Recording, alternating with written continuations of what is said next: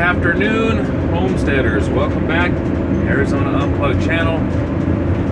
So you can see I'm still in the squeaky van from the last video I made. Today is day number, I think 13 or 14 of continuous work days for me without a day off. And I'm slated to work, I think, until Friday. So it'll be almost 20 days working straight without a stop. I just got back from San Diego a week ago. Spent almost a week out there working on a couple projects for a friend of mine. And now I'm back home in beautiful northern Arizona.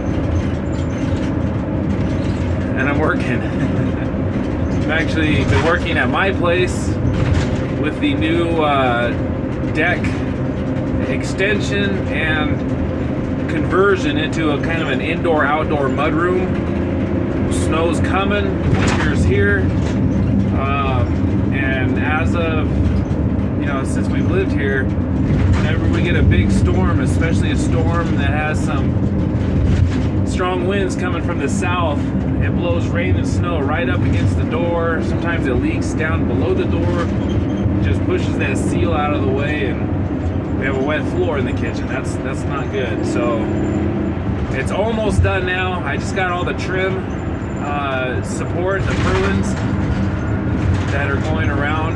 The roof is done. I extended the deck. I'll show you all this on probably my next video when I got a big stack of lumber here in the back of the van.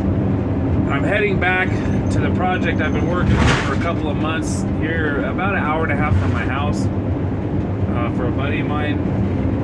So I'm heading back there now to continue on some work. So this video is going to be a little bit off the beaten path. Once again, we're adding more current events and that type of thing to this homesteading prepping channel, just because it is pertinent and it relates and it dovetails well into the lifestyle that we choose to live. And by the way, if you guys are new here, and if the off-grid homesteading preparedness and current events information and videos appeal to you, please consider subscribing. Do the whole thumb up and bell thing. Not sure how that helps, but everybody says like and subscribe, right? So a while back I had a long drive ahead of me, and I decided to help kill the time. I put a movie on that was playing on YouTube for free, and it's over 5 hours long, this movie. So I figured to help kill some time, I put this on. I've seen it before. It's a movie by Stephen King. It's called The Stand. You guys remember that movie? I believe it was made in 1994. The Stand. Stephen King, The Stand. So I'm not going to give a huge amount of details about this movie. Go watch it if you haven't seen it, or if you have seen it, you probably understand what I'm talking about. There's a scene in the movie, about a third of or 2/3 of the way in, where the good guys in Colorado are sending 3 spies to go scope out the bad guys in Las Vegas. And this is one of those apocalyptic, end of times type of movie. So these 3 spies went off knowing that they're going to get caught. They're kind of sacrificing themselves for the greater good. And they got caught, by a road checkpoint thing by the bad guys.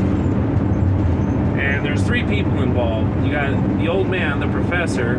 You got the musician guy, I think his name was Larry. And then you got the big corn-fed country boy that I think he's driving a red truck in the beginning of the movie or in the middle of the movie.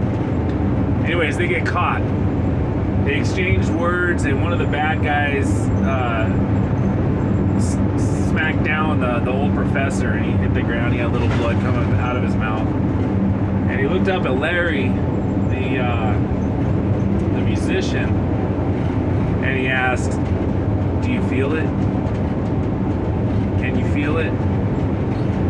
Not, "Hey, did you feel getting smacked in the mouth?" No. What he was referring to was, he was asking his partner, do you feel the demise or downfall of the bad guys? Do you sense something with these guys? And Larry's like, yeah, I feel it.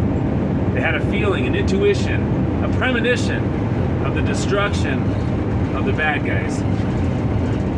And they can feel it. And that one line, when I was driving out to that job site, it really stuck with me. Can you feel it? Do you feel something going on? So that's my question to you guys. Getting over this cold, everybody's been getting it. Do you feel something weird? Like uneasy, like off-putting, like something big is gonna happen soon? You know, before an earthquake, a lot of animals will go crazy. Birds will fly around in circles.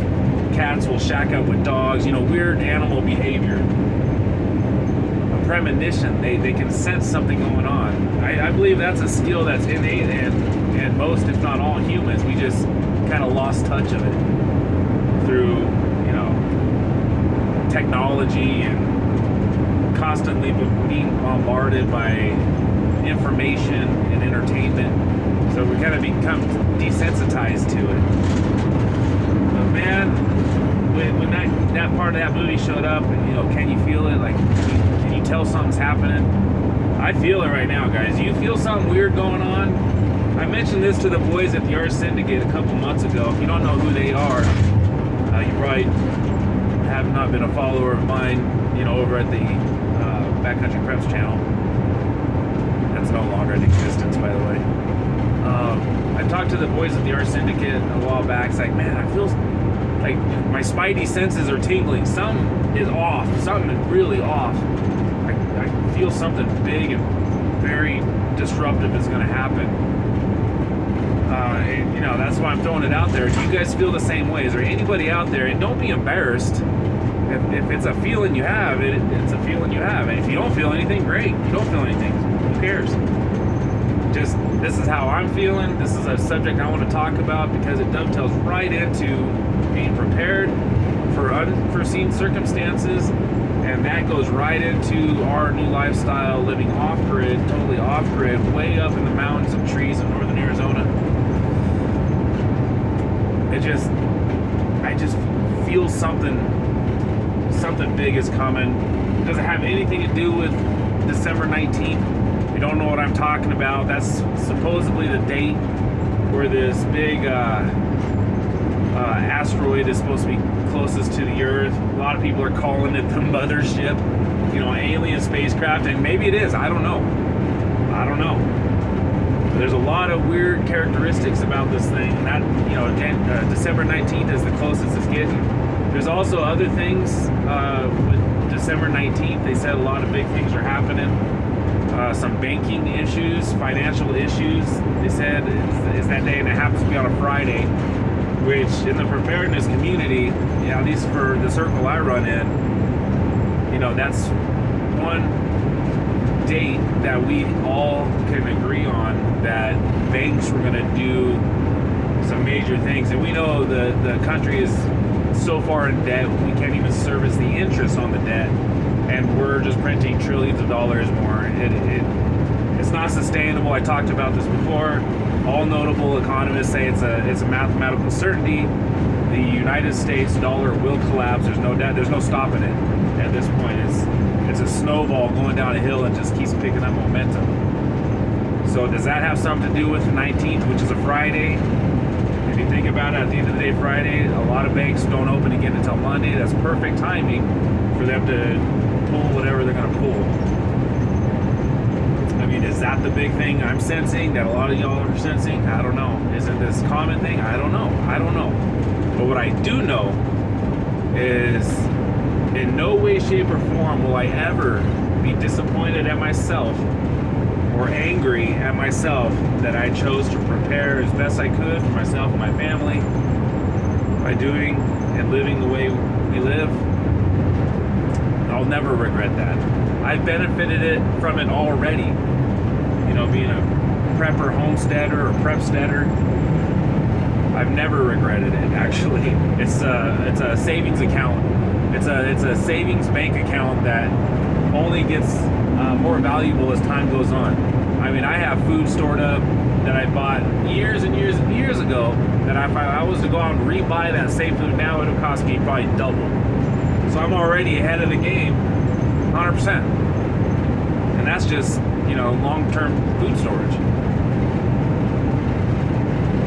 So I guess this whole video, you can boil it down to, is there anybody watching this that feel that something big is right around the corner and it's going to pop out and just wreak havoc?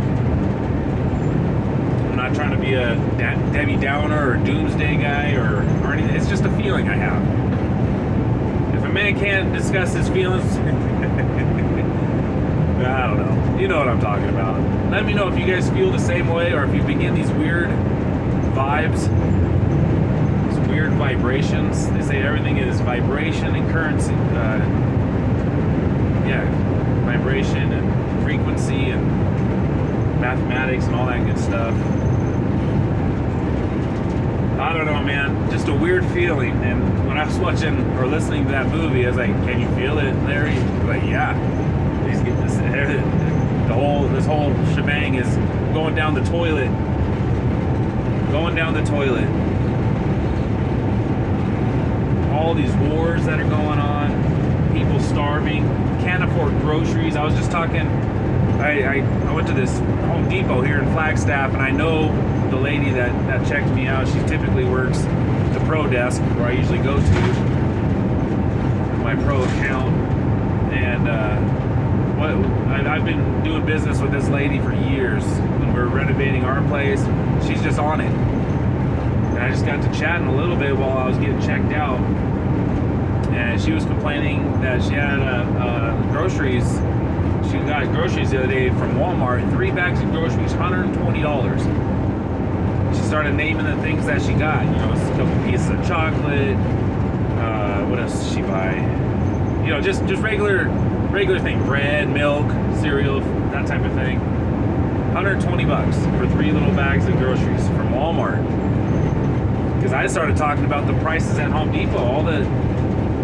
We're in my business in San Diego, in my plumbing company, we're having to raise our prices again to cover the cost of increased materials.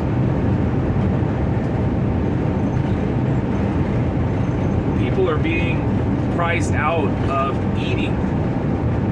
It used to be, downsize your home, get out of that big four-bedroom house with a swimming pool in the suburbs, and go get yourself a little apartment or condo. To a lot of people doing what we did, move off grid. And then you got those poor folks that are living in their vans and even their little cars, their little Toyota Corollas. Because it's either live in your car and eat, or live in your apartment and starve. It's a pretty easy decision to make. And now the government's trying to crack down, keeping people from even living in their cars. They would rather have families and seniors and young adults living under a bridge in a tent rather than living in their car. Make that make sense to me. It all boils down to this, guys, and I firmly believe this. I believe this for years. Who is the bad guy? In my opinion, there's 3 bad guys that are causing all of this. Of course, government. Number 2, some organized religions. And number 3, big business, including big banks. That's the 3 categories or groups that, if you look back in history, have always had their hand in the death and destruction of society. Always. Show me one war that was not caused by one of those 3 or a multitude of those 3. Just show me one. I don't think so. We all know who the bad guys are, and they're running the show. It's a big party and we're not invited. So what can you do? I can tell you this: if you play by their rules, they will win. I'll leave it at that. Read into that however you want to. Some of us have decided to do something not normal. Normal is living in a city, working a 9 to 5, getting a check, and being forever indentured to the powers that be. I figured years ago I didn't want to be that way. So we're living the way we live. Right now we have one bill, and that's my truck, my big 1 ton. And that's getting pretty close to being paid off. That's why I'm working. I wouldn't even be working. I'd be at home building right now. But I gotta make money. I gotta pay that thing off. That's the last thing we have. You cannot play by their rules, guys. If you play by their rules, they will win every single time. It's designed that way. The system is designed that way. So what do you guys think? I will cut the video here because I know my phone shuts off after like a 20-minute video. I'm already up to almost 16 minutes. Have you guys felt anything strange and ominous, like something big is coming down the pipe? Put a 1 for yes and a 2 for no, because I know a lot of people don't like talking about their feelings, and you know, they feel weird and uneasy discussing the things that I'm talking about. For me, I don't care. I don't care what people think of me. Obviously, it doesn't affect me one way or another. But let me know what you guys think. 1, yes, you do feel something big and ominous and earth-shattering coming around the corner any day now. Or 2, no, everything's been this way forever. I'm interested to see your comments. Again, like and subscribe if you haven't done so already. See you on the next one. Rep and Thrive.